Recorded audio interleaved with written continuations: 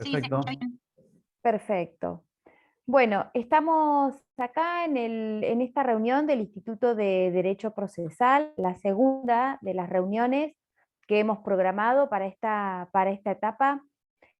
Y bueno, hoy con un tema muy interesante nos acompaña el doctor Félix Ferrán, que va a ser quien va a exponer.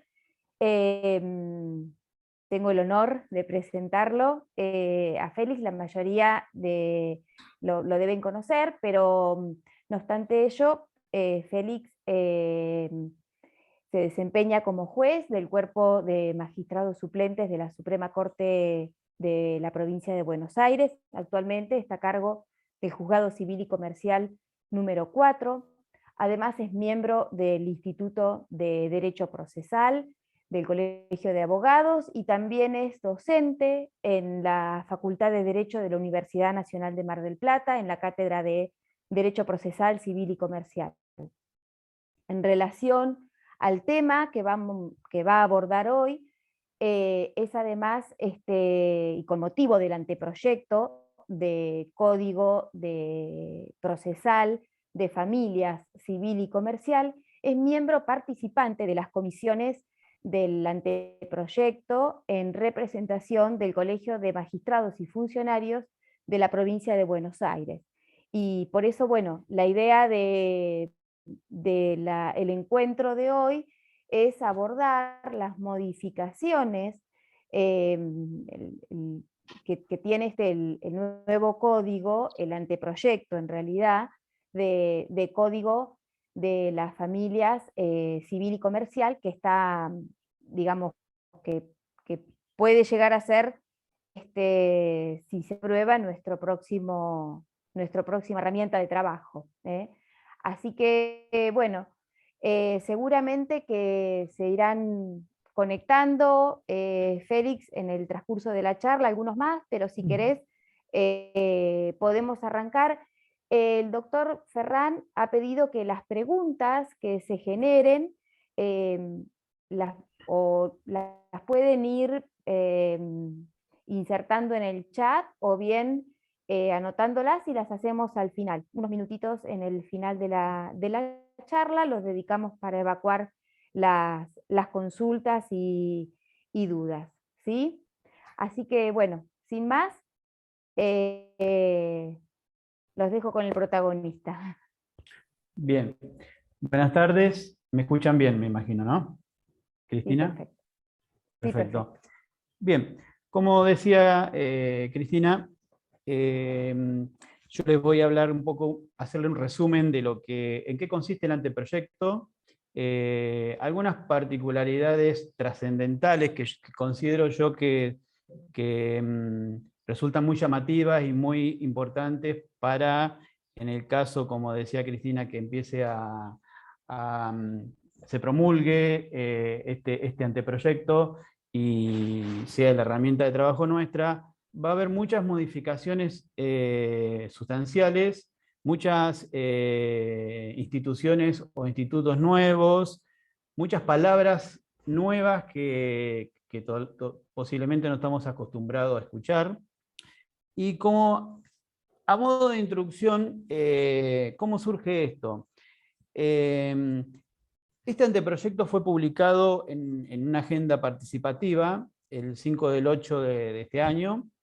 ¿Por qué agenda participativa? Porque tal vez la particularidad que tiene con los anteproyectos anteriores que hemos escuchado tantas veces, del código de modelo, distintos tipos de anteproyectos que nunca llegaron a trascender o llegar a lograr entrar en vigencia. Yo la diferencia que le veo es justamente esto, que es participativo. Es participativo, ¿por qué? Porque se dividieron en 12 comisiones. 12 comisiones en el cual, como decía Cristina, participo representando al Colegio de Magistrados y Funcionarios de aquí del Departamento Judicial de Mar del Plata, donde somos dos personas que ponemos la cara y la voz. Por mi lado, yo representando a los magistrados, y por otro lado, Bernardo Díez, que es representando a los funcionarios. ¿Por qué la cara? Porque ante ello nosotros lo que hicimos es crear una comisión local a los efectos de escuchar a todos los integrantes de magistrados y funcionarios, para que también nos den las posibilidades de observar algunas modificaciones, algunas consideraciones de ciertos artículos que están en el anteproyecto. Bien, estas 12 comisiones fueron creadas a los efectos de tratarla en forma independiente por la temática. ¿Quiénes fueron convocados? Por eso yo he hablado que es participativo. La Suprema Corte de Buenos Aires, la Fiscalía de Estado, la Asesoría General de Gobierno, la Defensoría del Pueblo, los legisladores, las universidades públicas de la provincia de Buenos Aires, los colegios de abogados, la Asociación de Magistrados y Funcionarios, en el cual, como les refería, representa la Asociación Judicial Bonaerense, bien, representando a los empleados judiciales, las organizaciones no gubernamentales y referentes en las materias. Yo en todas las comisiones lo he visto plasmado justamente porque he participado, los dos hemos participado en un 100%, yo he participado mezclándome con Bernardo en un 80% en todas las comisiones. Comisiones que comenzaron en el mes de septiembre, martes, miércoles y jueves, con 3 horarios distintos a partir de las 2:30, 1 hora cada una de las comisiones. Donde en cada una de esas reuniones que se vienen realizando cada 15 días en esas comisiones, se debaten los artículos, se proponen en forma previa que se remiten consideraciones de propuestas de modificación de artículos, consultas y observaciones. ¿Y qué pretende este anteproyecto? Es regular el trámite de los conflictos, dice la exposición de motivo, que lo habrán leído más de uno, que se tramitan en el fuero civil y comercial y en el fuero de familia. Y aquí empieza a entrar algo que es muy importante, que siempre se hizo hincapié, que la parte del fuero familia siempre quedaba excluida, siempre había pequeños artículos que protegían o que referían al procedimiento de familia, y en este anteproyecto es un anteproyecto que hace mucho hincapié en el fuero de familia, y lo van a ver en los distintos tipos de comisiones. Miren, las comisiones que se crearon, las 12, se las leo en forma rápida, son actos procesales, muy importante para determinar los distintos tipos de actos procesales en un tipo de proceso. Colectivos y jurados, algo novedoso que vamos a ver qué significa. Oficina de gestión judicial, que ahí voy a hacer hincapié mucho en la oficina de gestión judicial porque me parece muy interesante.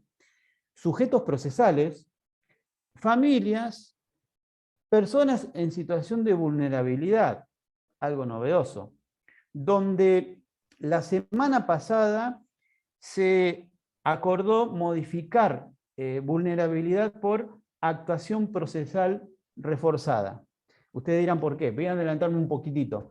Porque se entendía que vulnerabilidad era, fue muy discutido y se hablaba de hasta dónde llega el límite de la vulnerabilidad, hasta dónde una persona es vulnerable o no. Entonces se lo interpretó de que ya se encuentra protegido en distintos convenios internacionales. Entonces la idea era modificarlo e ir más allá en lo que se entiende que es actuación procesal reforzada, o sea, darle un poquito más de refuerzo a esa persona que sería vulnerable, pero no generar ese conflicto que iba a tener si se aplicaba este código de procedimiento. Prueba, muy importante, ejecutivo y monitorio. Y aquí después vamos a ver lo que es monitorio, el proceso monitorio. Acción de inconstitucionalidad, sucesiones, recursos y arbitraje, que fue modificado en cada una de las comisiones que se fueron reuniendo como proceso arbitral. ¿Bien? Entonces, básicamente esas son las 12 comisiones que se entendió que eran necesarias a los efectos de dividirlas en grupos, porque está bien, yo participo en todas las comisiones, me interesa todo, pero tal vez tengo más fuerte en algún tipo de proceso o en algún tipo de comisión y no en otros, pero sí, como le explicaba, como existe detrás mío una comisión local donde me va remitiendo ciertas consideraciones y observaciones, yo, como soy la voz cantante, le expreso en qué consideramos que se debería modificar cierto artículo o qué observaciones consideramos que pueden existir. En base a dos comisiones muy importantes, que es familia y vulnerabilidad, que le hacía referencia, son dos comisiones muy debatidas. Son las dos comisiones en las cuales yo he observado, hay mucha discusión por ciertas modificaciones, por ciertas situaciones que están de acuerdo o no. Y hoy, por ejemplo, una reunión que se le llama edición especial, en el cual trataron, por fuera de esta comisión, una reunión especial de 2 por el tema de la determinación. Tema álgido, si lo hay, donde se trató justamente el análisis de la determinación de capacidad a los efectos de seguir trabajando con este anteproyecto respecto a ciertos artículos que afectan justamente a esta situación. Y el jueves próximo, otro tema que también me parece muy importante para familia, que es el control de legalidad en el tema de internaciones. ¿Bien? Son dos temas que se propuso en esas comisiones profundizarlo con más seriedad, sin perjuicio que se trabaja con mucha seriedad, a los efectos de que no se escape nada, ¿bien? Porque una vez que se promulgue, la idea es que pueda cubrir este abanico de situaciones procesales que pueden surgir. A ver, este anteproyecto incluye muchas reformas, incorpora y suprime, ¿bien? ¿Por qué suprime? Porque hay algo que a ustedes les llamarán la atención en este anteproyecto, que desaparece la caducidad de instancia, ¿bien? Entonces suprime este instituto que tantos, nosotros como docente en la Cátedra de Derecho Procesal, hacemos tanto hincapié y explicamos y decimos no se olviden de esta cuestión porque ustedes como abogados van a tener mucho dolor de cabeza. Pero voy a hablar de lo que se incorpora.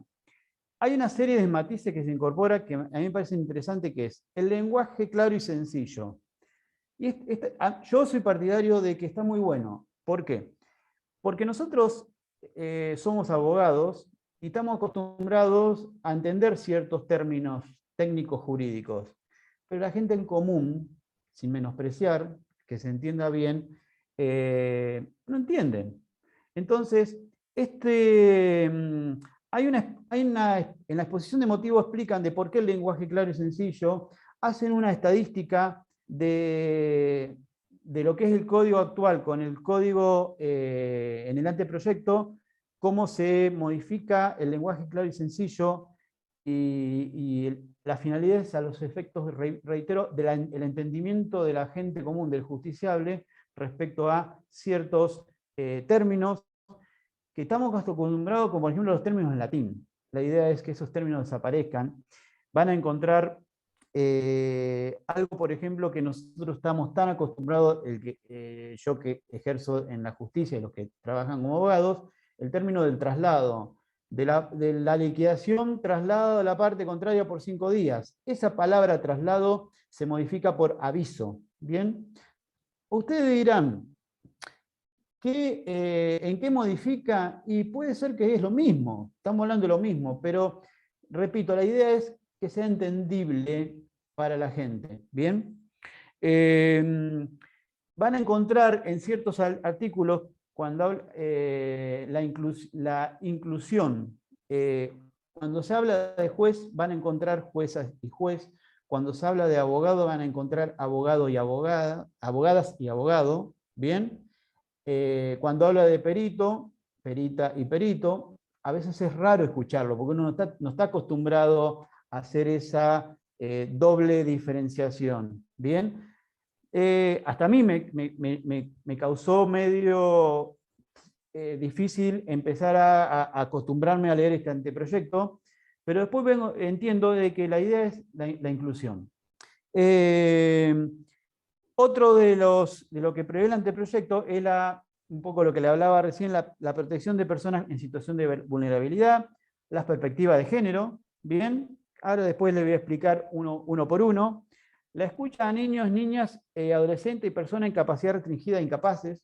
Eso ha generado una discusión en muchas de las comisiones, porque en familia se entiende de que eso es normal, el escuchar al niño, pero hay ciertos artículos que generan la obligatoriedad entonces, de que el juez en cualquier tipo de proceso tiene que escuchar al menor. Entonces hubo mucha discusión en la cual se fue modificando y flexibilizando para que no todo sea para escuchar al menor, porque hay situaciones en las cuales no resulta necesario.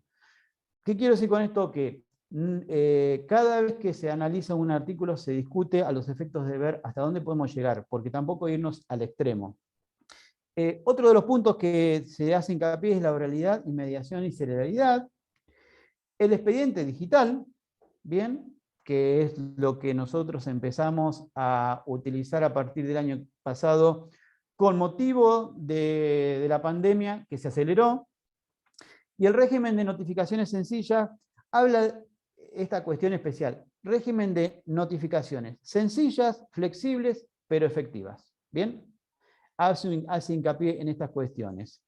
Habla de la autocomposición de los conflictos, incentivar a la autocomposición del conflicto, y yo lo relaciono con la oficiosidad y con la figura del juez proactivo. ¿Bien?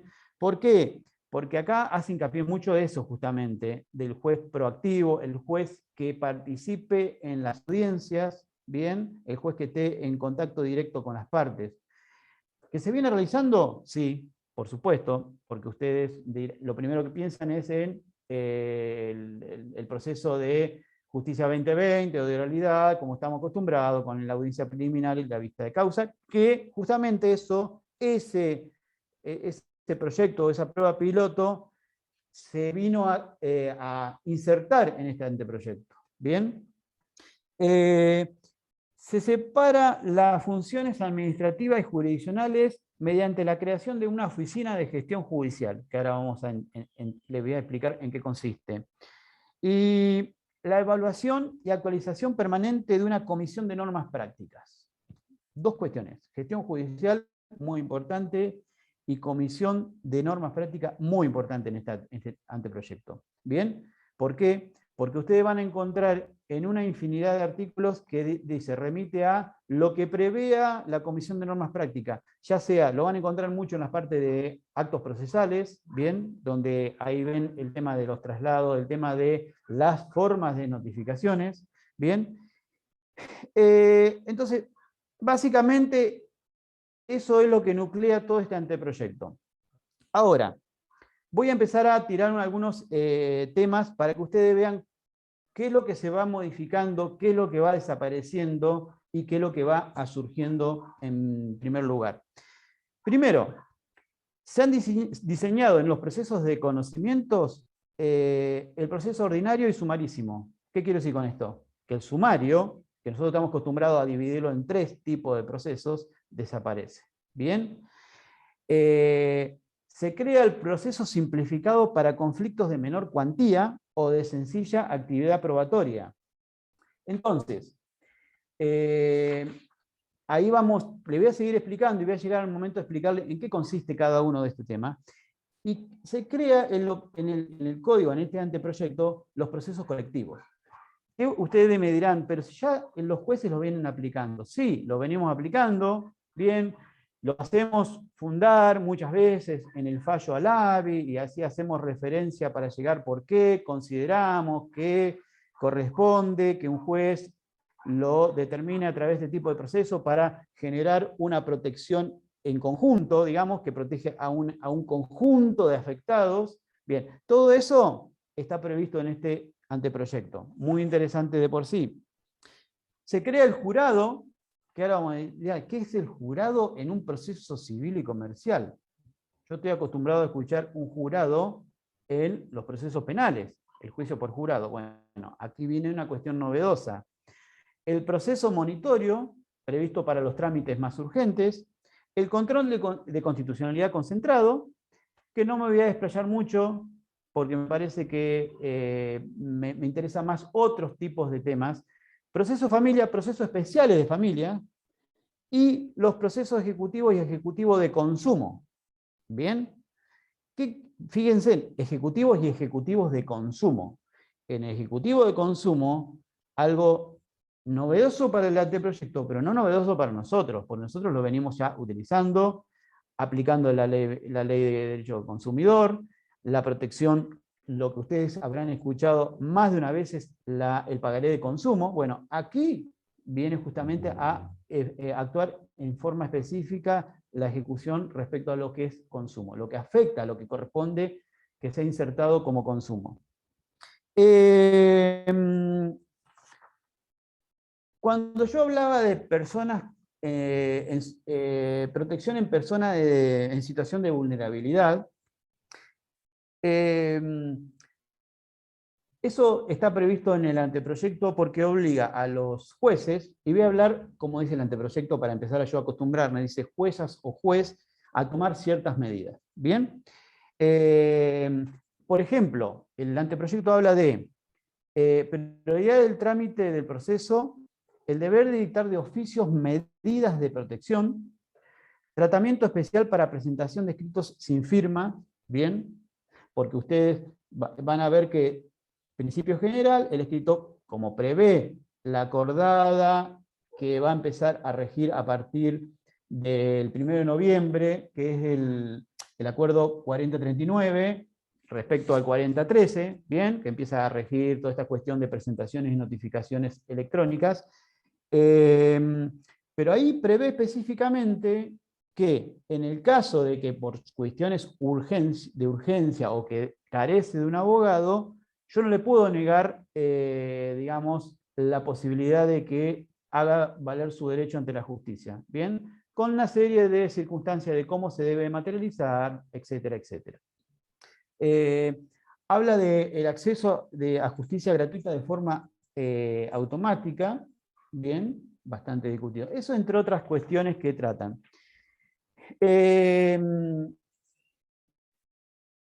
Habla de perspectiva de género, pero yo no quiero que entiendan cuando habla de perspectiva de género lo que ustedes han escuchado muchas veces, que el juez debe fallar con perspectiva de género. Acá la perspectiva de género, en el Código de Procedimiento, tiende a, primero, a lo que es apelar al lenguaje inclusivo, que le hablaba hoy, pero después les doy un ejemplo, y que es bastante novedoso que con respecto a los abogados. Y les voy a comentar qué sucedió en la comisión de la semana pasada respecto a este tema.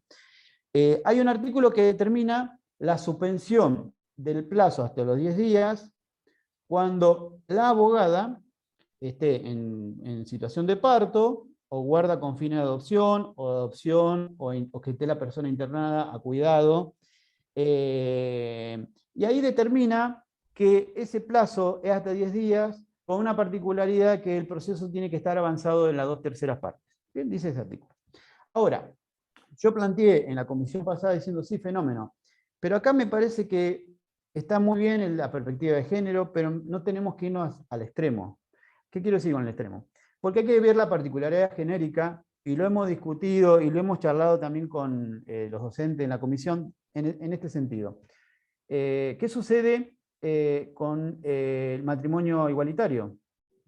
Dos personas del mismo sexo que tienen un hijo adoptado. No se prevé, ahí habla de mujeres. Entonces, yo le planteé esto, le planteé un ejemplo de un abogado de acá de Mar del Plata, que la mujer que era abogada falleció y él se quedó a cargo de 2 hijos mellizos. Bien, es real, que no voy a dar nombre. Le decía, ¿qué sucede? ¿Cómo está protegida esa persona? ¿Cómo lo contemplan?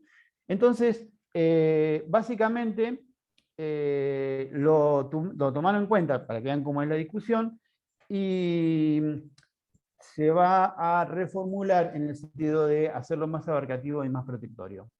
Está muy bueno esto de ampliar, porque habla de otros artículos, por ejemplo, para poder contestar un recurso en la mujer que está embarazada, justificándolo, de solicitar la ampliación de plazos, ¿bien? Y es entendible, ¿bien? Y considero que eso hace, digamos, a justamente tomar en cuenta ciertas particularidades necesarias que a lo mejor antes no se tomaban en cuenta. Y ustedes me dirán, sí, fenómeno, pero ahora tenemos la cuestión digital y esto y lo otro. Sí, pero yo he sido padre, pero la madre es la que realmente se ocupa de los hijos en este sentido. Otro punto que habla desde la oralidad, que me parece que tampoco me voy a explayar mucho porque ya estamos muy prácticos en este tema de la oralidad, porque lo que nosotros conocemos por audiencia preliminar y vista de causa, ya que lo venimos aplicando, y yo, por ejemplo, lo vengo aplicando en los juzgados civiles en el cual ejerzo mi función, pero aquí especialmente se hace hincapié con unas particularidades que se vienen utilizando, con otras particularidades novedosas que insertan, como van a ver en el jurado que decide, pero también se aplica la audiencia en segunda instancia. Y ahí se crea lo que se llama, habla de la audiencia multipropósito. ¿Bien? Y ahí le voy a explicar en otra discusión que se centró y que yo le manifestaba y lo manifestaba Jankowicz, que también es alguien muy conocido que en este tema se ha abocado mucho, porque el artículo dice: con la finalidad de producir prueba, intentar conciliación, escuchar amigos y amigas del tribunal, que después le voy a decir lo que es amigos y amigas del tribunal, y se hablaba de que Jankowicz planteaba diciendo, siempre defendiendo su postura de que él, al ser camarista, si todo lo que va a la Cámara tiene que ser llevado a una audiencia, generaría una congestión que no es la que ellos prevén. Ese es el fundamento. El Ministerio de Justicia, que es el que presentó este anteproyecto, no han sido muy flexibles en dejar sin efecto artículos, pero sí en analizar ciertas modificaciones de artículos. Entonces ellos sostienen que eso va a seguir existiendo, pero con una particularidad que posiblemente ahora va a venir con una modificación, porque a medida que se van realizando las consultas o las reuniones de comisiones, una vez que se acuerdan o ellos entienden que hay que modificar algo, a los 15 días ya vienen con la modificación indicada. Y explicaban que iban a hacer de esta manera, y que a mí me pareció muy interesante, que es, a los efectos de que se realice la audiencia multipropósito, me estoy adelantando algo que todavía no salió, pero posiblemente va a salir de esa manera, porque eso es lo que indicaron, tiene que ser a pedido, o sea, las partes, los recurrentes, tienen que haberlo solicitado, ¿bien? Entonces, si no es solicitado, el tribunal no está obligado a generar la audiencia. Pero con la salvedad que de oficio, si lo considera, lo puede hacer saber de que se va a fijar una audiencia multipropósito. ¿Bien? Un poco reacomodar cómo va a ser la metodología de esa audiencia multipropósito. Voy a empezar con hablar de la Oficina de Gestión Judicial, que me parece muy importante porque genera y va a generar esta audiencia de la Oficina de Gestión Judicial algo muy interesante si se aplica. ¿Qué es la Oficina de Gestión Judicial? A ver, vamos a explicarlo entendiéndolo yo estando dentro de la justicia. A ver, yo como juez, en mi juzgado tengo una estructura piramidal, ¿bien? Donde estoy yo como juez, secretario, prosecretarios y después empleado administrativo que llegan a mesa de entrada, ¿bien? Toda esa estructura piramidal que estamos acostumbrados nosotros, con esta creación de la oficina judicial desaparecería. ¿En qué sentido? Que seguirían existiendo juzgados con juez y secretario, y toda la demás estructura caería o entraría dentro de, llamémosle, una bolsa de oficina de gestión judicial. ¿Bien? Parece complicado, pero cuando uno empieza a analizar y a desglosar, resulta interesante. ¿Ha recibido críticas en las comisiones? Le puedo asegurar que han sido en las comisiones más discutidas y más planteado su disconformidad y en ciertas situaciones, pero me voy al final y ahora empiezo el comienzo porque me gustó lo que se habló la semana pasada en la Comisión de Familia, donde una jueza Bermejo, que calculo que alguien lo conocerá, dijo, no sigamos discutiendo de la oficina de gestión judicial que existe o no exista. Tratemos de aceptar e intentar que esto funcione, y buscarle los errores que puedan ir surgiendo, porque todo puede funcionar, no seamos tan estructurados o tan encorsetados en distintos lugares.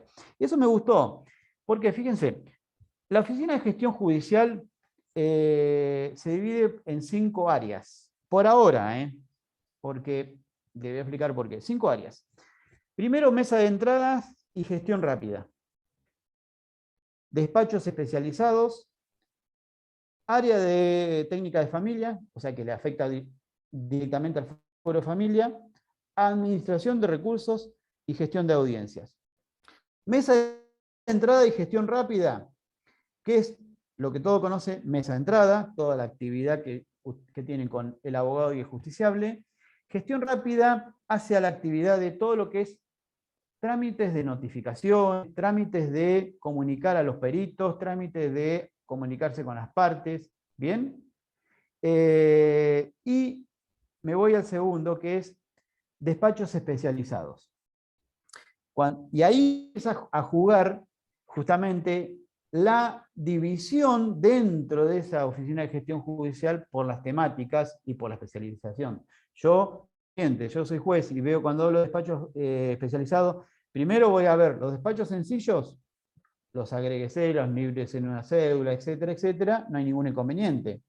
Los especializados ya empiezan a jugar ciertas temáticas especializadas en el cual requiere justamente de capacitaciones en cada uno de los empleados administrativos. El área de técnica de familia, ahí donde generó la gran discusión por parte de todos gran mayoría de jueces, asesoras de incapaces, etc. Y tienen su razón, porque dentro del área de técnica de familia, en la oficina judicial, querían y quieren insertar lo que es el equipo técnico más los consejeros de familia. En la última reunión se planteó de que el consejero de familia no va a estar dentro de la oficina de gestión judicial por una cuestión de que el consejero de familia, por la función que ustedes conocen, es necesario, llamémosle al lado del juez, con comunicación directa por las temáticas, por el tema, por la causa que lleva, etc. Se está discutiendo con el equipo técnico y están los que consideran a favor del equipo técnico que siga estando a cargo de la juez o jueza, o que esté dentro de esta área técnica de familia, todo decidido. Si ustedes me dicen en cuál yo la veo, yo no soy una persona que tenga tanta preparación como he escuchado a muchos especialistas. A mí personalmente no me asusta ni esto ni lo otro. Y lo escuchaba, volviendo a Bermejo, decía, ¿cuál es el problema de que siga estando el equipo técnico en el área de familias? Sí, un psicólogo que intervenga en una causa no significa que no va a seguir interviniendo porque haya 25 psicólogos en un área de gestión judicial. He discutido, no sé cómo que van a decidir, lo están analizando. Administración de recursos, ustedes dirán, ¿para qué es? Bueno, nosotros tenemos tantas tareas administrativas innecesarias en un juzgado que la verdad que esto está buenísimo para que se ocupe la oficina de gestión judicial. Y después la gestión de audiencia. ¿Por qué es tan importante esta área de gestión de audiencia? Porque si hay algo que va a tener este tipo de proceso y la intervención del juez, no se va a buscar dictado de sentencia o resoluciones que tenga que él dictar porque es de su competencia, con, digamos, resoluciones digamos, que son determinantes, sino que va a haber una intervención muy activa, como le decía, o proactiva en el tema de la oralidad, de las audiencias. Bien, entonces, esta oficina de gestión judicial es la que se va a ocupar de generar el tema de que las audiencias puedan llevarse a cabo tanto en la preliminar como en la vista de causa, que puedan efectuarse todas las notificaciones pertinentes que, respecto a las partes, a los testigos, ¿bien? Para que no fracase esa audiencia, ¿bien? En primer lugar, esta oficina de gestión judicial, lo que se habla es que, primero que esto, si llega a pasar del anteproyecto a hacer luego un proyecto y luego promulgarse, va a empezar como una prueba piloto. Y quedó muy en claro que se va a tomar en cuenta si esta oficina de gestión judicial funciona, la van a seguir sosteniendo. Si no funciona, va a desaparecer. Y si van a tener que crearse nuevas áreas, van a generarse nuevas áreas. Se propuso en una de las reuniones, porque cada uno de los que tienen intereses en base a su ejercicio profesional, un juez decía, ¿y por qué no se crea el área de concurso y quiebras? Porque cuando uno tiene que dictar una sentencia del 36, nos lleva mucho tiempo. Y uno pensaba, sí, y decían, hay que ver en cada departamento judicial. Estoy recordando todas esas reuniones que hemos tenido. Decían, porque no es lo mismo, supongamos en Mar del Plata, donde tenemos un índice de litigiosidad X, con respecto a, qué sé yo, Trenquelauquen, que a lo mejor es un índice de litigiosidad bajo con respecto a procesos concursales o falenciales. Entonces, eso no se encerraron, sino que dijeron, lo vamos a analizar por cada uno de los departamentos judiciales. Y eso es interesante porque es explicable. El que ha tenido que trabajar, yo antes de ser juez, que he tenido que trabajar con una sentencia del 36, el tiempo, el análisis que lleva y la oficiosidad que tiene el proceso concursal y falencial es importante. Y una vez se lo deja de lado. Recuerdo mucho, y la estoy viendo acá, Marcela Bauer, que ella lo dijo y recordé lo que dijo. Dijo, fíjate que muchas veces los jueces se olvidan de la falta de oficiosidad. Y tiene razón. Bueno, todas esas cuestiones no es que ser encerrados, sino que se van a tomar en cuenta. Y yo creo que está muy bueno esto, por eso yo decía, no hay que encerrarse en ser negativo que la oficina no va a funcionar. Si ellos dicen, vamos a utilizarlo, vamos a realizar prueba piloto. A ver, cuando yo dijeron prueba piloto, lo primero que me acordé cuando estaba en el 1 como secretario, a mí me daban todas las pruebas piloto, desde cuando empezó el sistema. Me encantaba porque yo decía, acá yo voy a aprender a ver cuáles son las falencias. Por eso no hay que asustarse, ¿bien?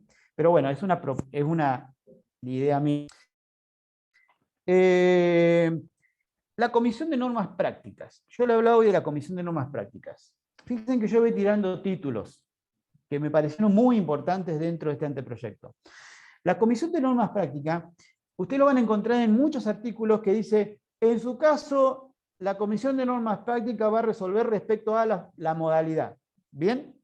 Yo he visto a crítica que han querido meter la Comisión de Normas Prácticas en algunos artículos que no corresponden. Y después le voy a decir por qué. ¿Para qué es la Comisión de Normas Prácticas? Para regular aquellas cuestiones que están más sujetos a cambios tecnológicos o de mayor detalle. Que más el tema de la cuestión de las notificaciones electrónicas, de las cuestiones de escritos electrónicos, del expediente digital.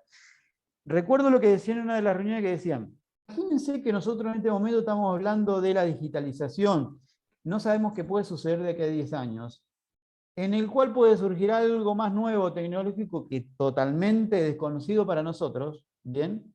En el cual no podemos estar modificando el código de procedimiento cada vez que haya una modificación. Entonces, está muy bueno esto de las normas prácticas, ¿en qué sentido? En que cada situación que realmente varía muchas veces mes a mes, es importante que la Comisión de Normas Prácticas lo determine. ¿Bien? ¿Cómo está preparado esta comisión de normas prácticas es 3 representantes de la Suprema Corte de la Provincia de Buenos Aires, un representante del Colegio de Abogados y 3 representantes del Poder Ejecutivo. ¿Bien? Esa comisión de normas prácticas lo que hacen es, justamente, lo que le decía es analizar los tipos de notificaciones, el ejemplo, ¿bien?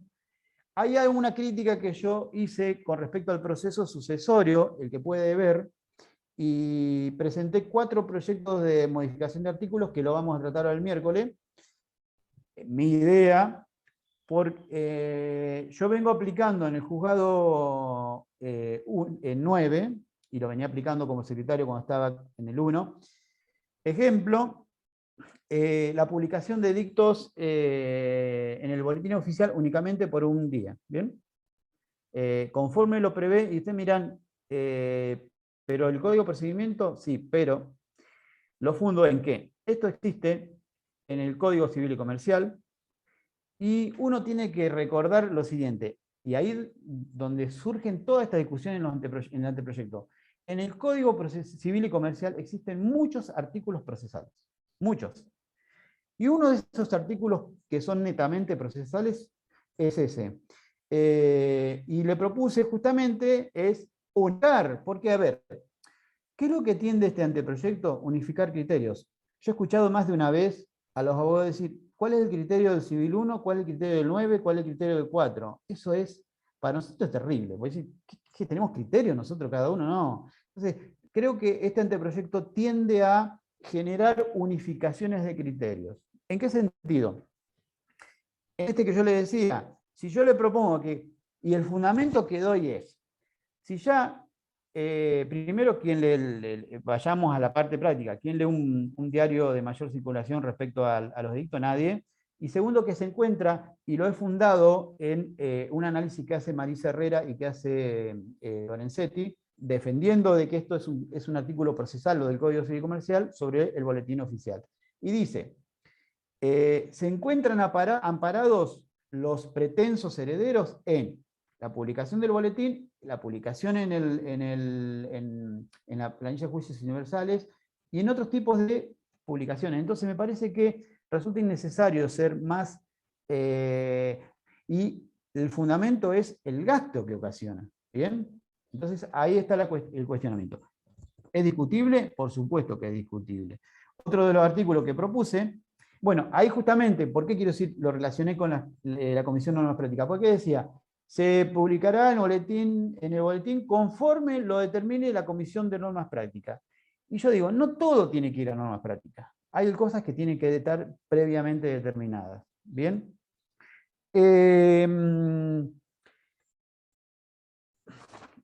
Con respecto a, ustedes dirán, se modifican los tipos procesales. Ordinarios y sumarísimo desaparecen el sumario, ¿bien? Pero hay una particularidad.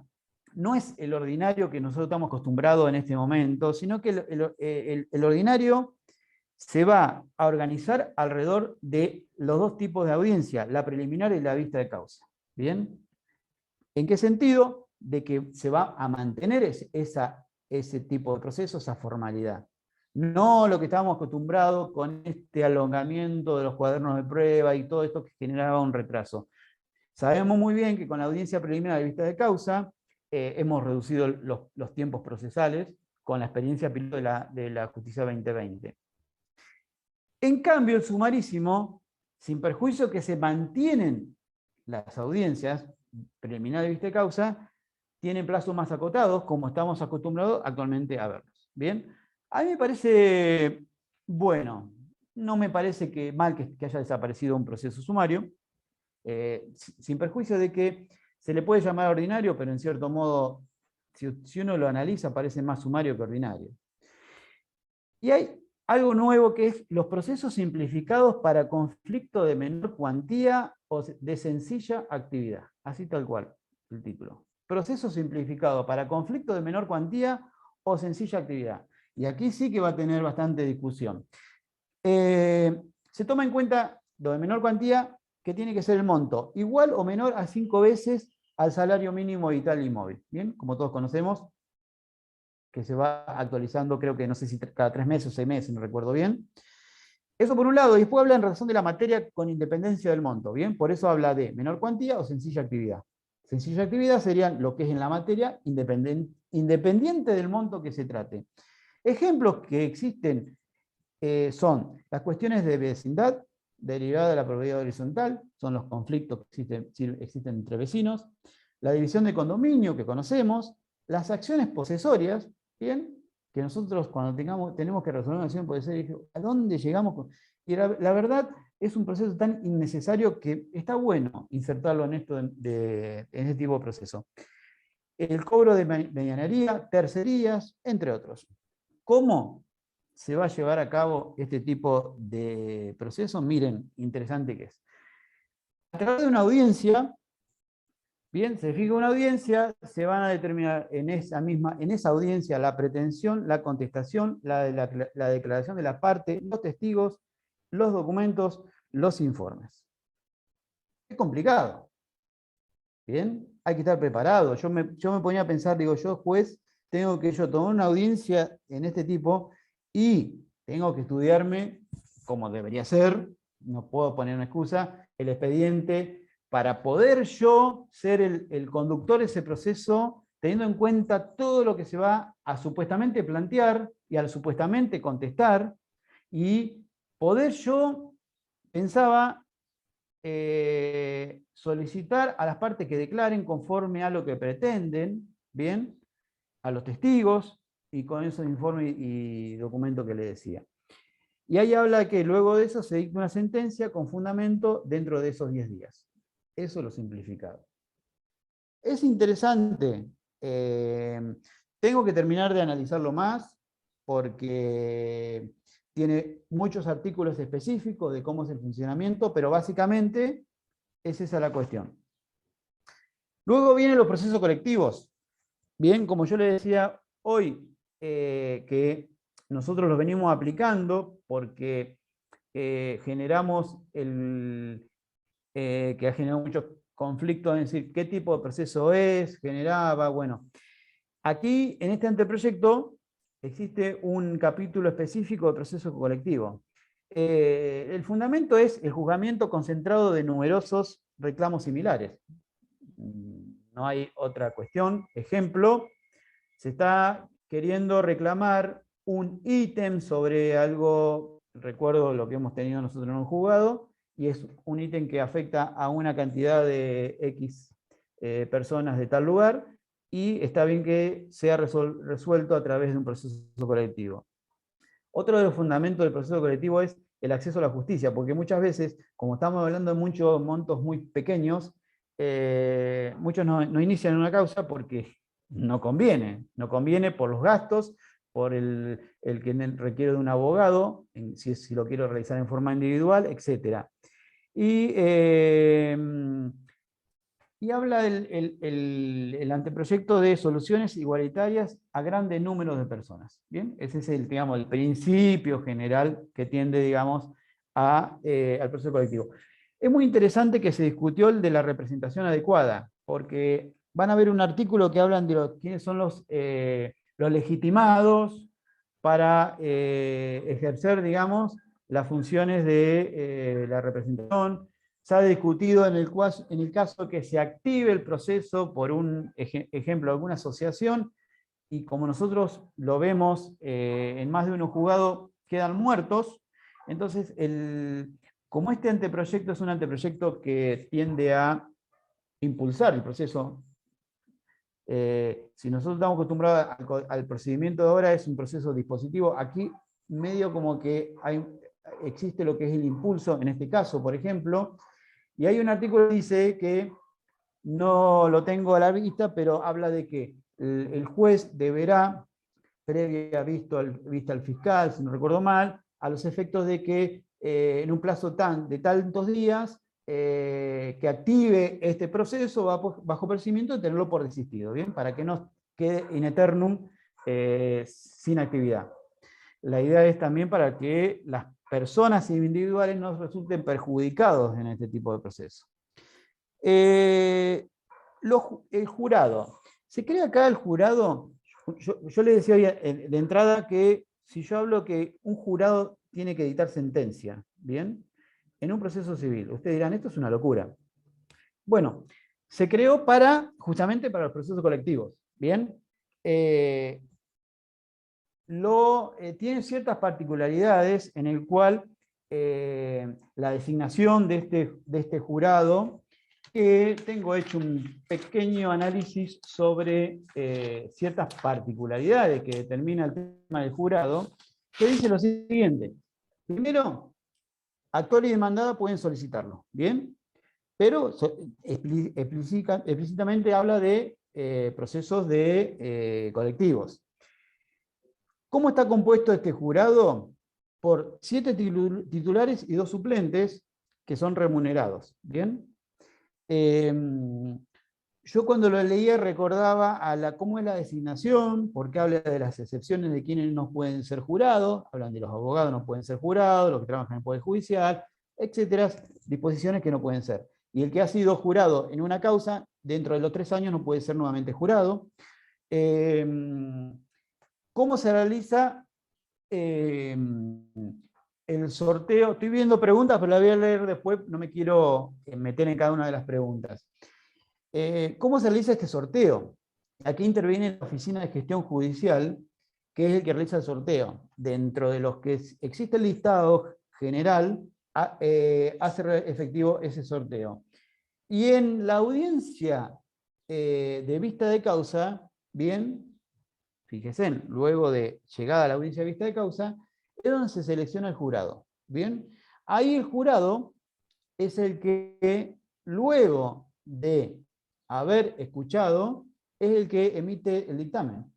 Bien, sería interesante que lean ese capítulo del jurado porque es discutible. Bien, eso por un lado. Adelanto, el jurado tiene que decidir por mayoría y no expresa sus fundamentos. Eso es lo que dice el artículo. Sé que eso va a generar discusión. Proceso monitorio. Y esto sí a mí me gustó. Yo, la primera vez que escuché el proceso monitorio, recuerdo cuando fui hace muchos años a rendir a mi provincia, La Pampa, como juez, y tuve que estudiar el código de procedimiento, y justamente era un código de procedimiento nuevo. Y ahí hablaban del proceso monitorio. Yo no entendía de qué me estaban hablando, y me interiorizé, y la verdad que me pareció muy práctico, porque cuando ustedes hablan, a ver si coinciden conmigo, pero yo lo primero que lo relacioné fue con el desalojo, que es el gran problema que tenemos nosotros en la justicia. Cuando existe un desalojo, y hay desalojo, dirán, el desalojo es rápido, se presenta y se desaloja. No, hay procesos de desalojo que han llevado in eterno. El proceso monitorio, ¿cómo es? Se invierte la estructura procesal tradicional. Primero se dicta sentencia, y si se opone la demandada, se da origen al proceso de conocimiento. ¿Bien? Con unas particularidades de oposición, de ciertas excepciones, etcétera, etcétera. Pero básicamente a grandes rasgos es eso. Vamos a los ejemplos para que entiendan en qué procesos están previstos este proceso monitorio, que a mí me parecen válidos. Desalojo, ya lo había dicho, dar cantidad de cosas, restitución de la cosa dada en comodato o leasing, ¿bien?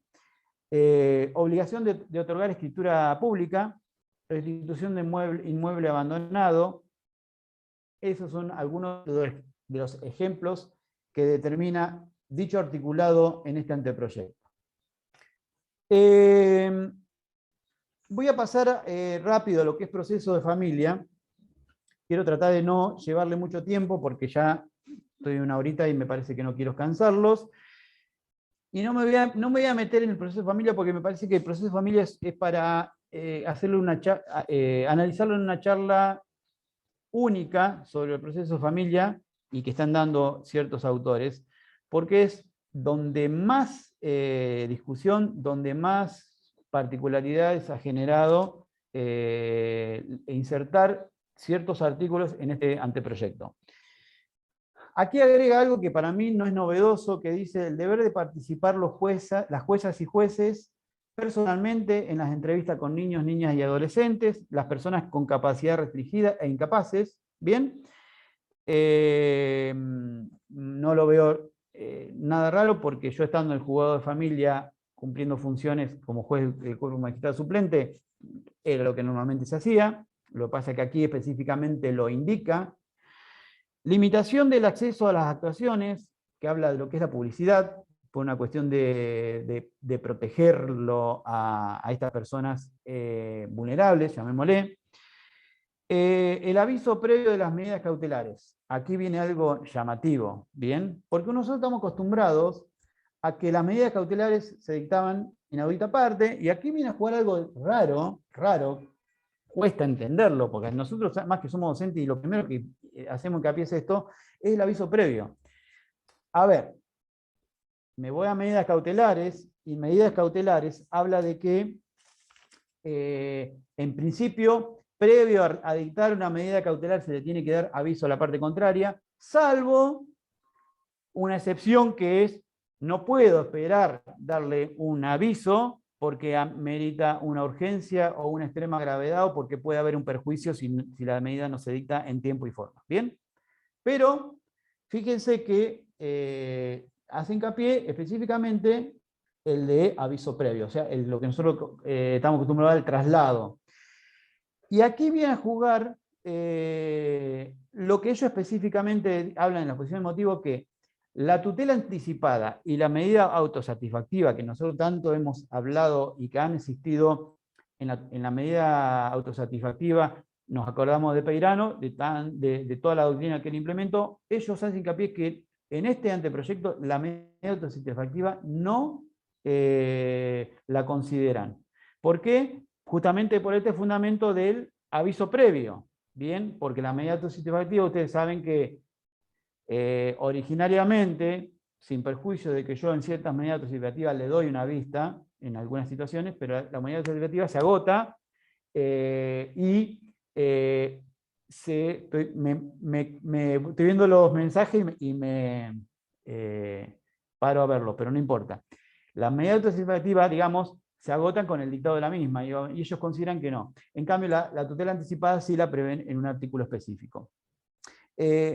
Hacen hincapié las medidas de pruebas de oficio en el fuero de familia, algo muy, pero muy interesante, porque ahí específicamente le dice: usted, juez, está en condiciones, por la problemática, por la temática, de actuar de oficio. ¿Bien? ¿Discutible? Por supuesto.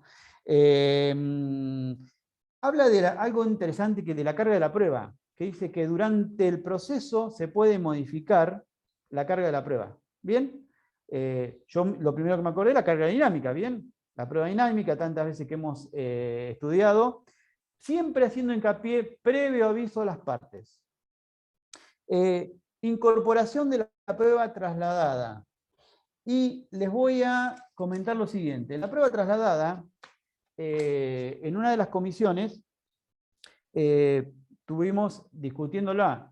¿Y qué es la prueba trasladada? La prueba trasladada es la prueba, incorporar la prueba que tramitó en otro proceso, que pueda ser insertada en este proceso, supongamos. Le leo el artículo, dice, porque ya nos mandaron hace 2 días ya la redacción definitiva a los efectos de que entre ya en el anteproyecto. Y dice: prueba trasladada. Cuando se ofrece otro proceso como prueba, las fuentes de prueba que allí se encuentran son admisibles. Respecto de los medios, fíjense que acá dividen las fuentes y los medios. Respecto de los medios de prueba producidos en aquel proceso, la jueza o juez resolverá sobre su admisibilidad, teniendo en consideración de la posibilidad que la parte, quien se haga valer, haya tenido la oportunidad de controlar su producción. Creo que ahí es el quid de la cuestión. Es que la parte contraria haya podido controlarlo, si no, no se lo va a tomar en cuenta. ¿Bien? Es un tema interesante, ¿bien?, que se debatió mucho con el tema de la prueba trasladada. Y se modificó porque se confundía con el tema de las fuentes y de los medios. ¿Bien? Eso por un lado. Hay algo que se suprime, que es la recusación sin causa. ¿Vieron? Bien, nosotros estamos acostumbrados a recurso sin causa, recurso con causa. ¿Bien? ¿Cuál es el fundamento de recusar sin causa? Y yo les digo que en esto estoy totalmente de acuerdo. la recusación sin causa. ¿Por qué? Porque, a ver, y no quiero que se me ofendan los abogados de afuera, pero siempre ha habido un abuso de la recusación sin causa. ¿En dónde ha habido un abuso? Y los voy a decir, siendo que no me correspondería tal vez decirlo, es en los padres de consumo. Lo puede decir Patricio, que me está escuchando, diciendo, ¿cuántos abogados recusan a 6? Yo veo los escritos de demanda y recusan a 6 o 7 juzgados, 8, 9, 10. Pues, ¿cómo recusar tanto si somos 16 juzgados civiles? Entonces, el fundamento, ellos dicen que no existe un abuso. ¿Bien? ¿Por qué? Porque la recusación sin causa lo que genera es falta de economía procesal, porque genera justamente el elegir y elegir quien quiere, y no es así. ¿Bien? Y se sostiene que la única recusación es con causa e incrementan y actualizan ciertos incisos respecto a qué es lo que consideran que es con causa. ¿Bien? Que me parece interesantes. Hablan de amigos y amigas del tribunal. Algo también novedoso, que yo dije, es lo que uno estaba acostumbrado a el amici curiae, y no lo voy a nombrar más porque ellos no quieren que utilicemos más palabras latinas con el argumento del lenguaje claro. Y me parece bárbaro. Es el amigos del tribunal, amigas o amigos del tribunal, habla de que es asistir al juzgado o tribunal y dar razones y argumentos especializados sobre cuestiones que se debaten en el proceso. ¿Bien? Habla de que su intervención debe explicitar una posible resolución del caso y es en todas las instancias, o sea, primera, segunda y tercera instancias. En todos los procesos interviene el amigo y amiga del tribunal, no. Habla de, no lo tengo acá específico, pero habla de, si no recuerdo mal, la palabra de en procesos de trascendencia. ¿Bien? Yo me pongo a ver en qué proceso de trascendencia, y hay muchos procesos, por ejemplo, ahora se me viene a la cabeza uno de daño ambiental, y son procesos de mucha trascendencia que afecta, digamos, afectaría a todos nosotros. Y no está mal que intervengan, porque las personas que van a intervenir y que el juez va a aceptar como amigos, y que posiblemente esa intervención, teniendo en cuenta la especialidad que ellos van a agregar en ese proceso, le va a servir al juez para resolver en ese caso. No lo veo mal en ese sentido. Otra de las cuestiones es que se elimina el patrocinio. Vieron que nosotros estamos acostumbrados al patrocinio letrado y el apoderado. Bien. Acá ellos eliminan el patrocinio y el argumento es porque, digamos, el abogado y abogada va a ejercer la representación procesal de la parte que asista. Eso específicamente decía. O sea, el representante por representación procesal.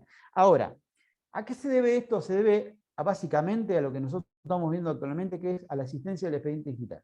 Como estamos con una cuestión totalmente digital, se tiende a que todo abogado intervengan a través de representante con un poder que se genera a través de una escritura pública, un instrumento privado o una acta labrada ante la Oficina de Gestión Judicial. Y esto le puedo asegurar que fue muy discutido porque se hablaba de, a ver, ustedes actualmente saben que aquí el Departamento Judicial, la Cámara, sostiene que tiene que ser a través de escritura pública.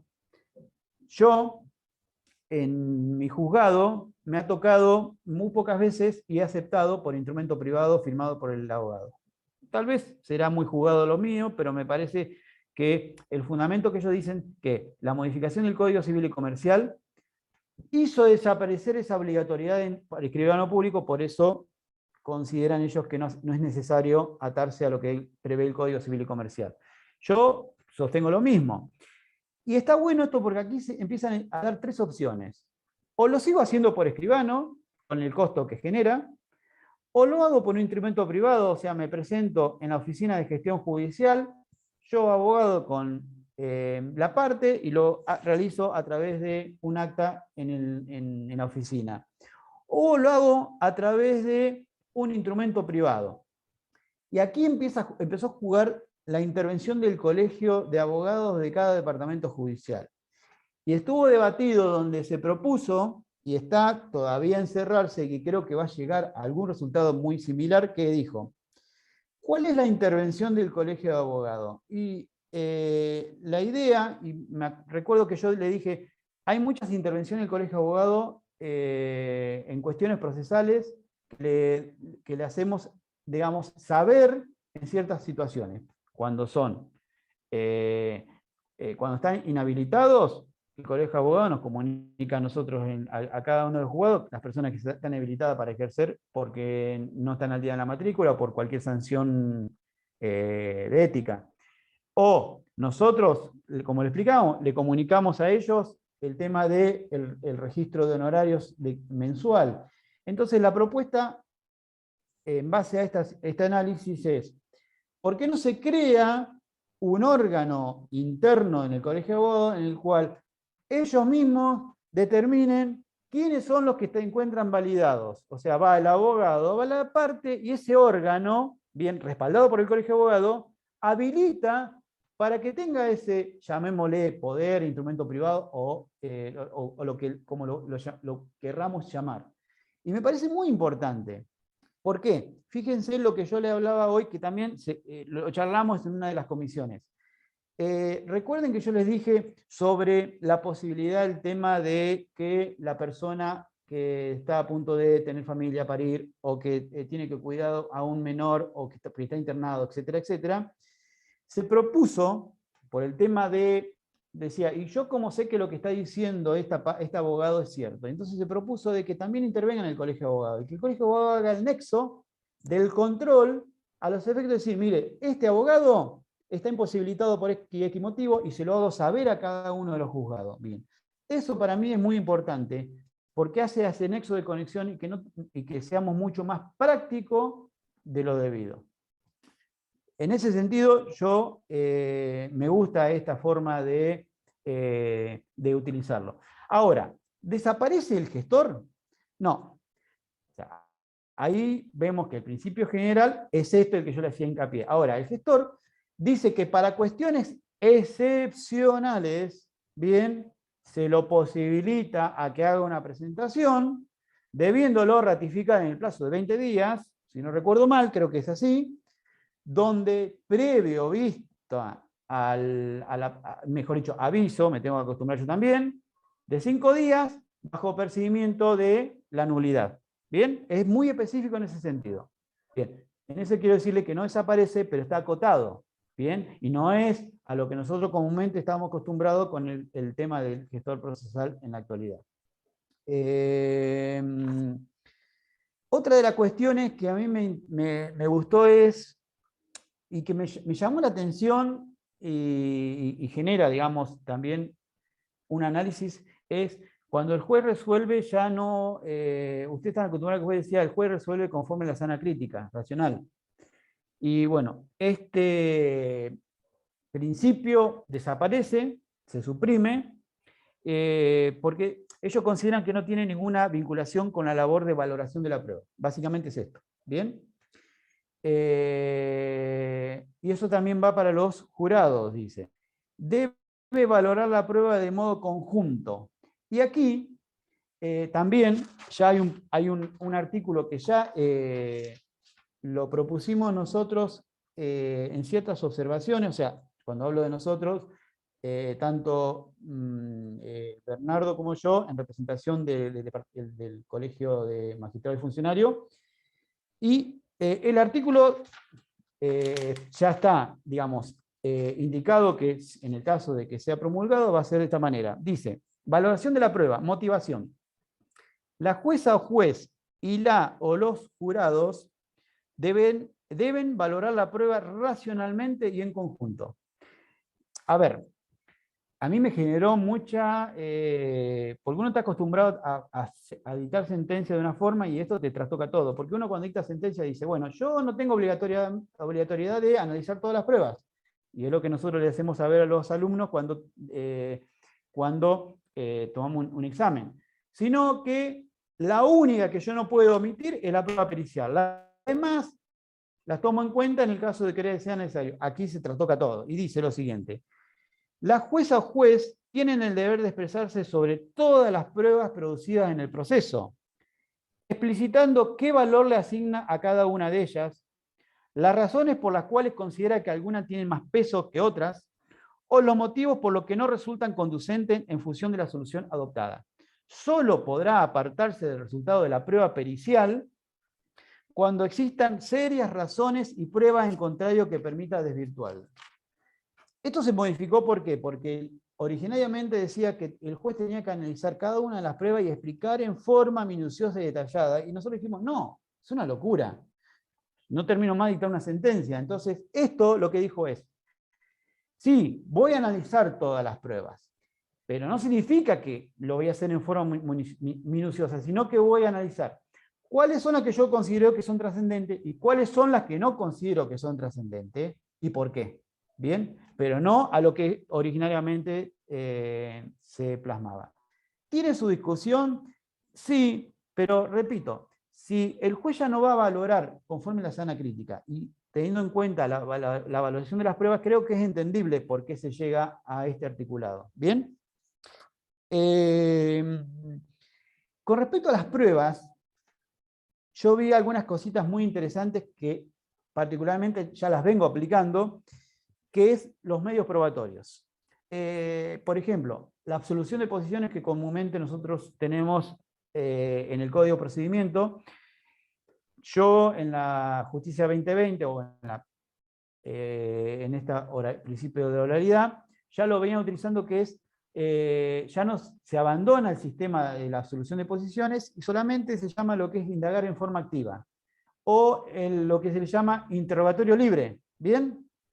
Yo ya lo venía aplicando y se lo aclaraba en la audiencia preliminar que al momento de yo tomar la audiencia de vista de causa, lo mismo que la testimonial, y es lo que se va a aplicar, es, le hago saber que el mío va a ser interrogatorio libre.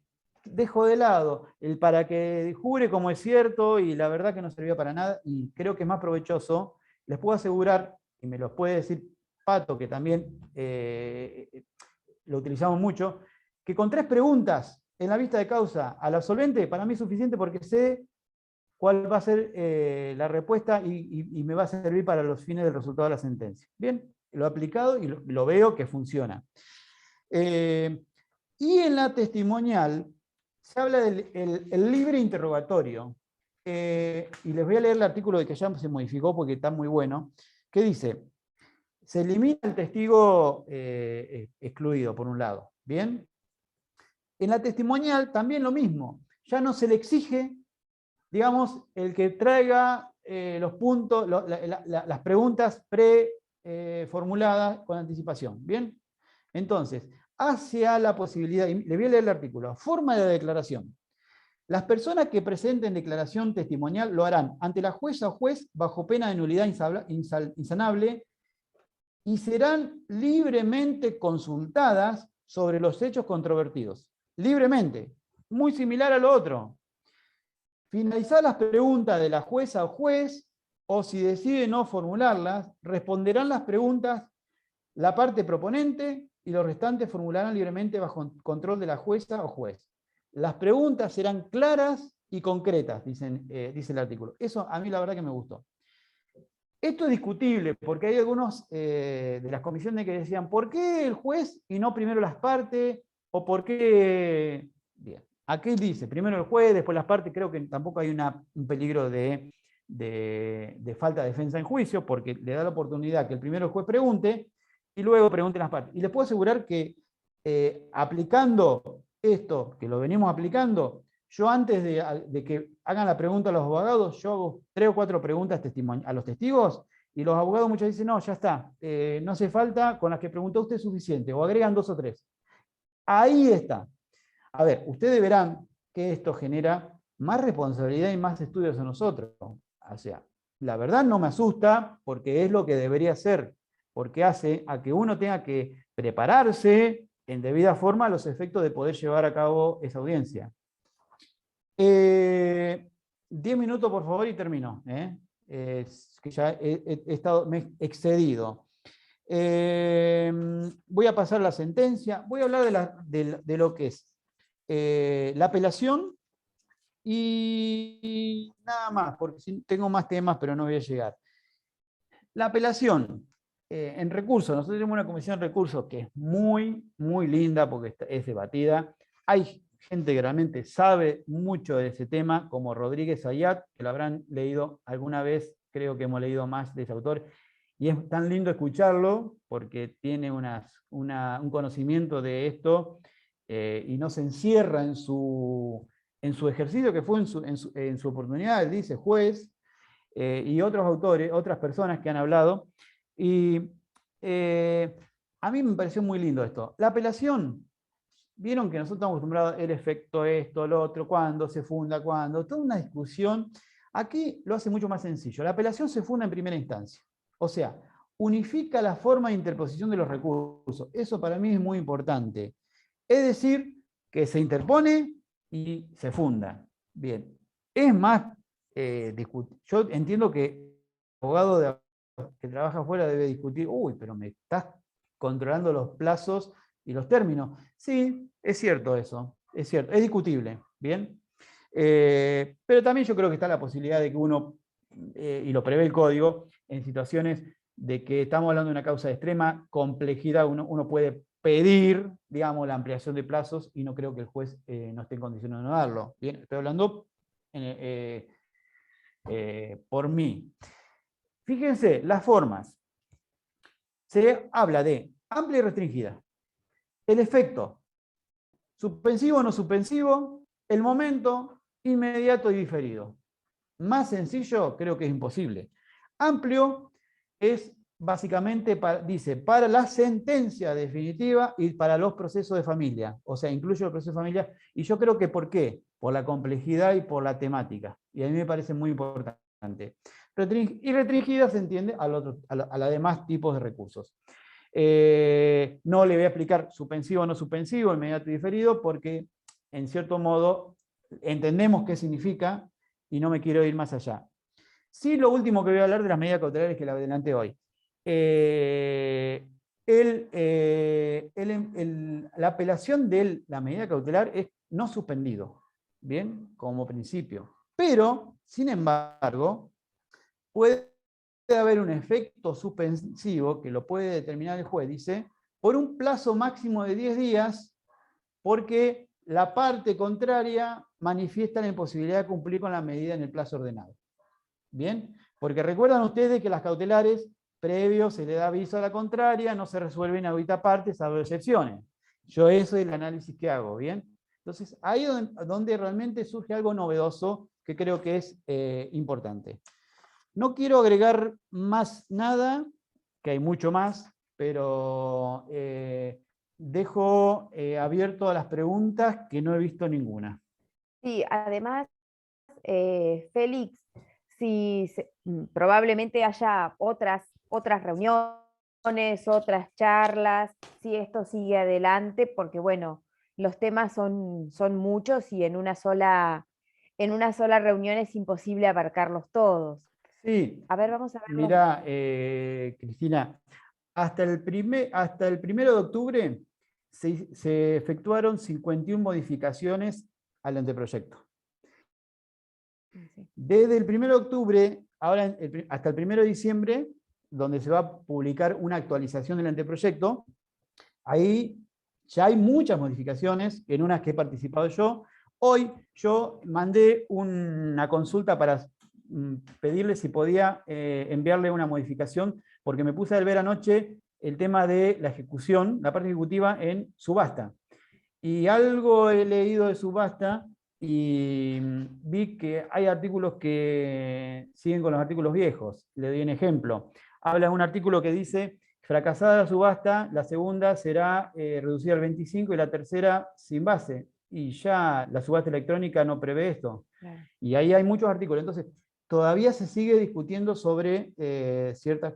Yo lo que observé es que hicieron hincapié en muchas cosas muy interesantes, pero dejaron de lado a lo mejor pequeñeces que no son pequeñeces. Pero, repito, La participación gracias, que nos están dando, muy importante. Respecto del chat, Martín Ugalde dice, hay un antecedente que es la legislación procesal de Chaco, que prevé también un juicio por jurados en materia de pueblos originarios y ambiental. Sí, sí, sí, sí, sí. Es Sí, el juicio fíjese para que yo jurados, justamente hablé de ambiental. sí, Sí, el juicio por jurados en el anteproyecto es únicamente para el caso de procesos colectivos, sí. para Eh, eso nada más. es para eso, sí. Sí, sí. Bien. Marcela, la doctora Jiménez Bauer, dice interesante el segundo párrafo del artículo 282, medidas cautelares contra el Estado. Sí, es cierto eso. Y se discutió bastante, Marcela, con ese artículo. Eh, y se discutió también para los detractores, pero se sostuvo de que ellos consideran que, digamos, que lo siguen manteniendo. ¿Vos en qué te referís, El Marcelo, tema, Marcela, que es interesante? yo me refiero a la obligación de notificar. El segundo párrafo de este artículo dice que hay que notificar las medidas cautelares contra el Estado, hay que notificárselas previamente, lo cual es darle un super privilegio al Estado, que ya estamos acostumbrados porque a través de estos últimos años han habido reformas que concedían, le modificaban la forma de concesión de los recursos, ¿se acuerdan? Bien. Para beneficiar al Estado, ¿Querés que te en responda fin, han habido muchísimas de estas. ¿Querés que te responda lo que dijeron en ese planteo que hicieron? El planteo que hiciste lo hicieron ahí y dijeron, eh, este proyecto deviene del Ministerio de Justicia y Derechos Humanos, o sea, es un anteproyecto con tintes políticos, ¿bien? Netamente. Como todos. Entonces, hay artículos que por más que insistamos y digamos no, ellos lo van a seguir sosteniendo, ¿bien?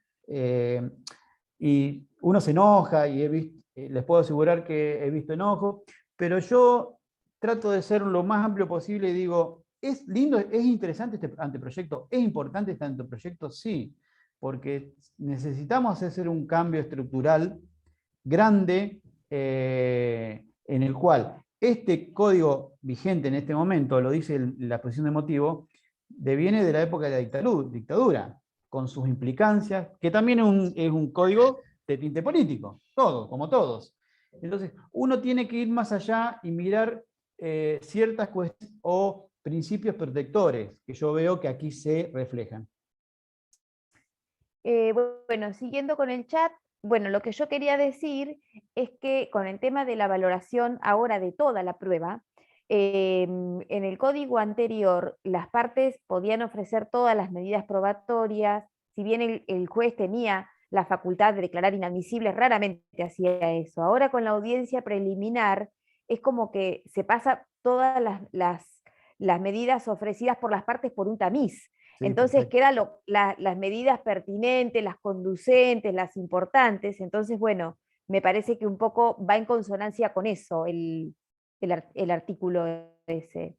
Sí, coincido porque también se habló justamente en ese sentido, diciendo que cuál era el motivo y era ese. Nosotros hacemos una limpieza, un tamiz, Claro, digamos, un efecto zaranda, como se le llama, sí, sí. donde realmente nos da la facultad de decir, bueno, a ver, ¿cuáles son las pruebas conducentes? Y es honesta, y las otras dejamos sin efecto, y está con la posibilidad, por supuesto, se sigue manteniendo de hacerlo o solicitarlo en el momento de que sea elevado a la segunda instancia. Lo que me parece medio complicado, Félix, es el tema de la valoración de la prueba en el caso de los jurados. La verdad, eso, Es muy no discutido, sí, sé. sí, sí. No, no. Yo lo sigo analizando y lo sigo buscando porque me parece muy novedoso. La verdad que nunca se me hubiera ocurrido que le hubieran ingresar acá. Y bueno, es discutible. Es una de las comisiones que más se discute también, en el sentido de que hay detractores, en el sentido de considerar por qué meterse y hablan de que para poder decidir hay que tener mínimamente un conocimiento. Pero bueno, también como escuchaba recién, no, existe el antecedente que se viene aplicando o que existe, digamos, en otras provincias, en otros poderes judiciales. Así que bueno. Perdón, ¿para el ámbito de familia también van a existir los jueces por jurados? No, no, eso está excluido. Porque No, sería se grave. prioriza, se prioriza el tema del interés superior del niño. Básicamente no podés nunca superar eso. Bueno, Marcela dice, creo que es una cuestión terminológica, porque en definitiva la sana crítica es, en palabras vulgares, la suma de los principios de la lógica y las máximas de experiencia. Y hablar de una valoración racional es más o menos lo mismo, y lo del análisis de todas las pruebas creo que es para evitar el recurso por arbitrariedad o absurdo. Sí, coincido, Marcela, lo que vos decís, porque eso también se discutió. Y básicamente, si vos me decís la sana crítica o lo que me dice ahora este nuevo artículo, y estoy valorando, no me modifica mucho, sí. Y acá hay una pregunta, si podría explicar en qué consiste el control de constitucionalidad concentrado y cómo se compatibiliza con la Constitución Nacional. Eso es interesante, porque es tan novedoso el control de constitucionalidad. Se habla de que, no tendría que leerlo bien los artículos, pero habla de, específicamente, es lo que nosotros hemos dado en lo que es sobre lo que yo considero que afecta o es inconstitucional cierta ley, ¿bien? Entonces, se determina todo un proceso de qué son los que se encuentran habilitados, primero los legitimados para el control de constitucionalidad concentrado, y esa resolución, ¿qué es lo que afecta? ¿Bien? Porque la discusión que se centraba era, por ejemplo, ¿por qué no es legitimado el municipio? Y se entiende que no, porque dentro del control de constitucionalidad está el tema de ordenanzas, ¿bien? Entonces, ahí venía esa discusión. Yo creo que esos puntos, tanto eso como el control de constitucionalidad como jurado, como el de amigos o amigas del tribunal, son instituciones nuevas que hay que tener sumo cuidado de cómo aplicarlo. ¿Bien? Yo al control de constitucionalidad... Porque yo no le expliqué, sí, ahí te doy, Marcela. Félix, Yo al que el control de control constitucionalidad... es difuso. Claro, exactamente. Es difuso, Sí, porque exactamente. eso lo dice la Constitución. O sea, una ley procesal provincial no puede modificar la Constitución Nacional. Por eso yo quería saber a qué se refieren con control de constitucionalidad concentrado. Porque todos los jueces, aún un juez de la Pueden Quiaca, dictarlo de tiene... oficio. Claro, pueden declarar la inconstitucionalidad de las leyes, porque acá no hay tribunal constitucional como en Europa. Claro, y lo que hablaban era justamente que esa decisión, por supuesto que es una decisión meramente declarativa, ¿bien? En el sentido de que eso no genera un estado sobre una cuestión específica, sino que es meramente declarativa. ¿Para qué? Para que se tome en cuenta para un caso específico a posteriori, digamos. Es tan importante ponerlo en el código de procedimiento, la verdad que a mí me genera mucha duda, en el sentido de que no sé si haría falta meterlo, porque eso es meterse, como decís vos, algo que ya está previsto en la Constitución Nacional de la Provincia de Buenos Aires. Claro, sí. ¿Bien? ¿Sabes, Bueno. Félix, que yo siempre pienso lo mismo? La Argentina es una licuadora de sistemas normativos. La Constitución Nacional, la fuente es la Constitución de Estados Unidos, que tienen un sistema jurídico absolutamente distinto que el nuestro. El Código Procesal Civil y Comercial, que todavía está vigente, está basado en la Ley de Enjuiciamiento Civil de 1855 de España. Entonces, vos hay cosas que no las podés encajar. En España hay tribunal constitucional, acá no, porque seguimos la Constitución. ¿Entendés? Es todo un gran menjunje de leyes, o de sistemas más que de leyes, que habría que sentarse de alguna vez por todas y compatibilizarlos, porque no podemos hablar de una constitucionalidad, de un control de constitucionalidad concentrado cuando la Constitución Nacional nos está diciendo que es difuso, que cualquier sujeto que tenga jurisdicción puede declarar la inconstitucionalidad, ¿entendés? Es como que chocan los sistemas, pero esto es Argentina, no cambia más. No. Bueno. Hay otra pregunta. Martín, ¿querés formularla en habilitar? Hola. Sí, ¿qué tal? Buenas noches. Sí, yo tenía una pregunta de la regulación que trae el anteproyecto en materia de juicio ejecutivo, de procesos de ejecución. Más que nada porque por ahí veo que se mantiene la redacción del código viejo y por ahí era una buena posibilidad, más que nada en el artículo que prevé los títulos ejecutivos, borrar algunos supuestos que no son de aplicación, como son el inciso 13.4, modificar lo que es la redacción de título ejecutivo de expensas, una redacción más similar al 2048 del Código Civil y Comercial, que saca todo lo que es el tema de las actas protocolizadas, cuando no lo prevé el reglamento, por ahí estaría bastante bueno. Después, en materia de excepciones, como que cuando regula lo que es las ejecuciones de consumo, te habla de la excepción de falta de integración del título, y no queda muy en claro cuál es la diferencia con una inhabilidad de título, que en definitiva es lo que se usa cuando un título por ahí no está integrado, cuando hay una relación de consumo, de conformidad con lo que dijo la Corte. También tampoco trata lo que son los títulos electrónicos, e-check, por ejemplo, que es algo que se está viendo, cómo hago yo para ejecutar un e-check, que tiene que ver con normativa del Banco Central, que por ahí un abogado que no está muy acostumbrado se come una inhabilidad de título por no estar al tanto de esa normativa. Por ahí también, ahora que se prevé la oralidad, estaría bueno. Interrumpo. Mirá, es interesante lo que decís. Respecto a todos esos puntos que vos hacías hincapié, son puntos que se están discutiendo todavía. Fíjate que esto empezó el 1 de septiembre y todavía se siguen discutiendo distintos tipos de articulados, y esos artículos se siguen discutiendo, y estoy de acuerdo porque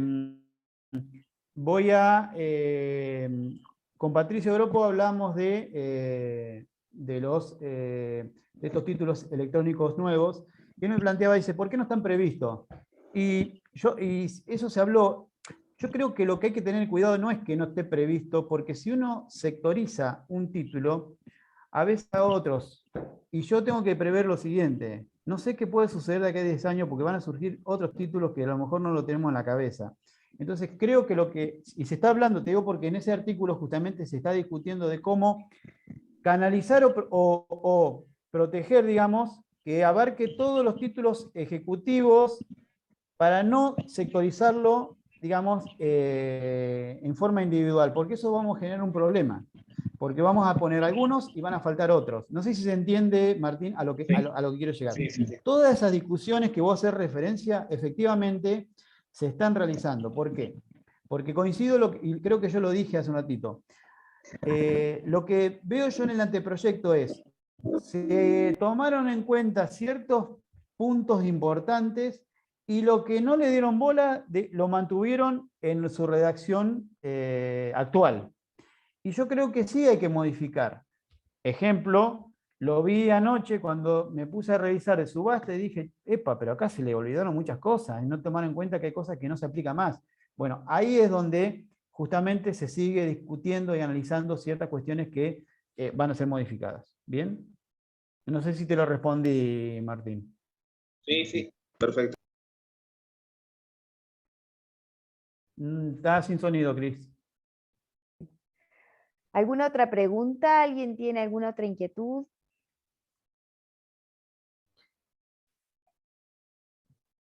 Creo que inquietudes tenemos todos, y hasta yo cada vez que me siento en una comisión y veo algo digo, uy, esto, y no lo había visto, y lo otro, y esto, ¿por qué está? Va a generar mucho, pero les repito, a mí me gusta que nos han dejado participar a todo un núcleo de distintos grupos, donde cada uno tiene su postura.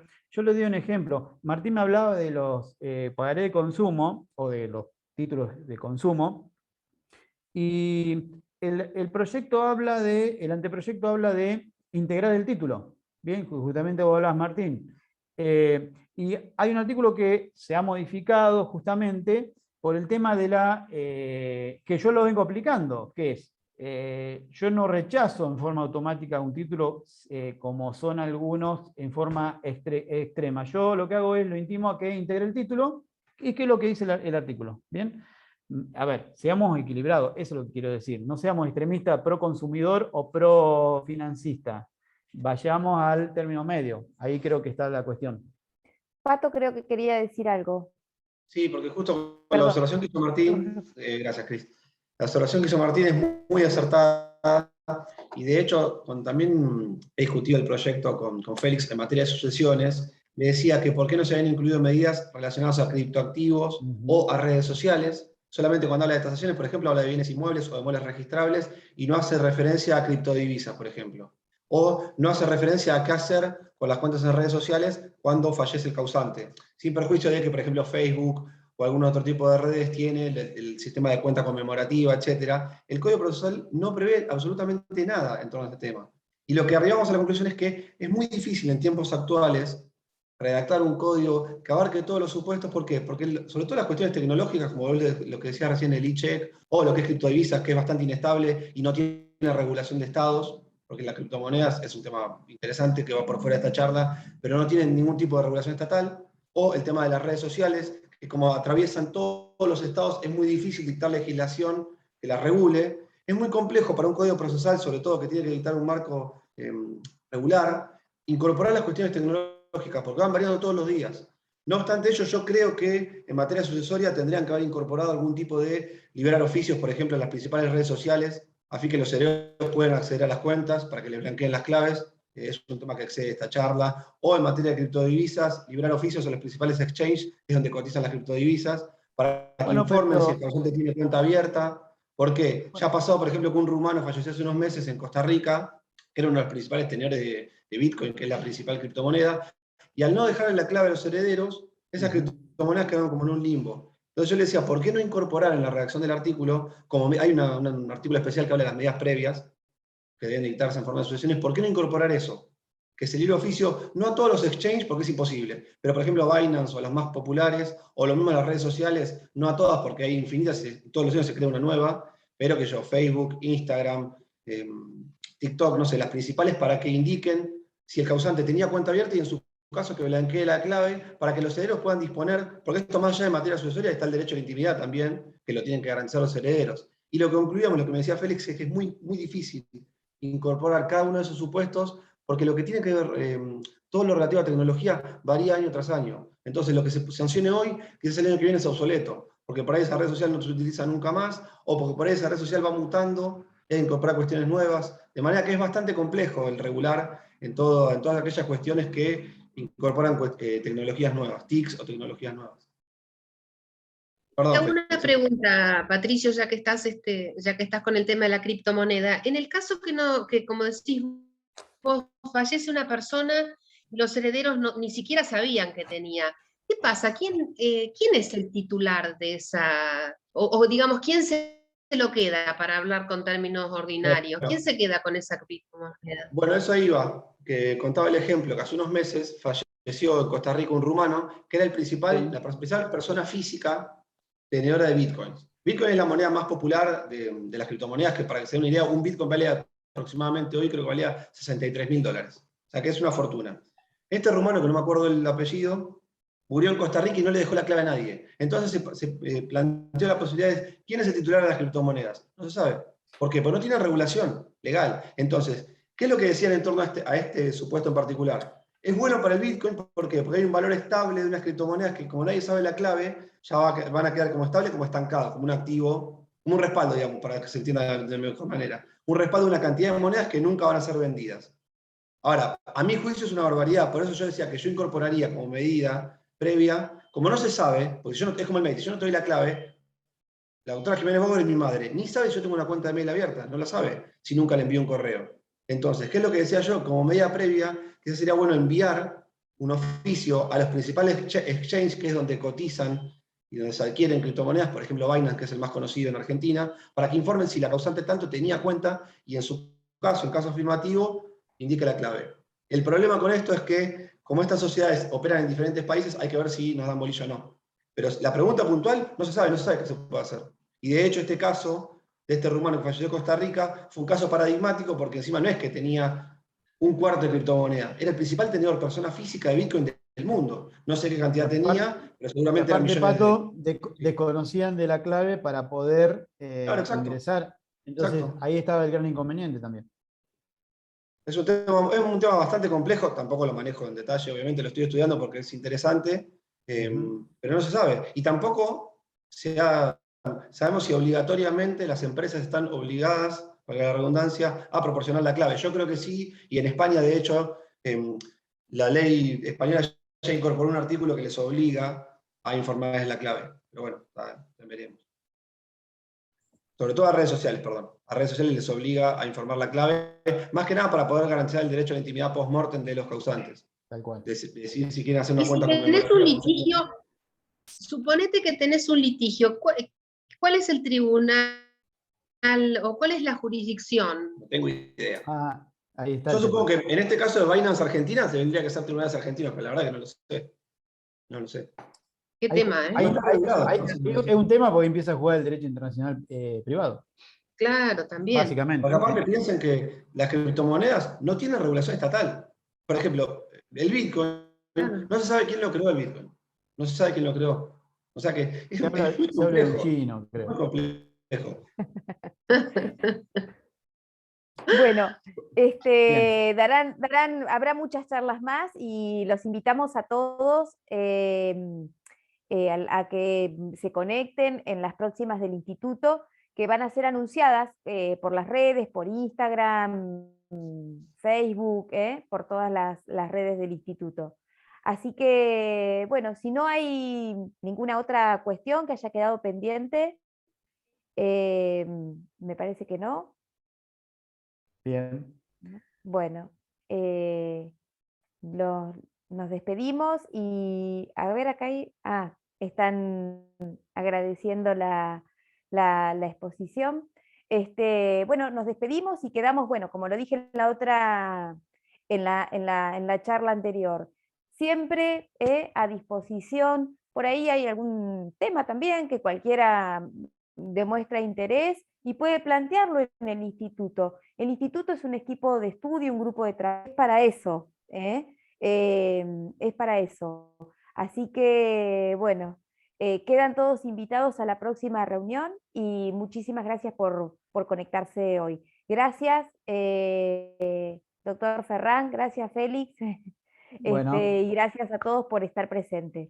bien, un gusto. Nos vemos en una próxima. Hasta luego.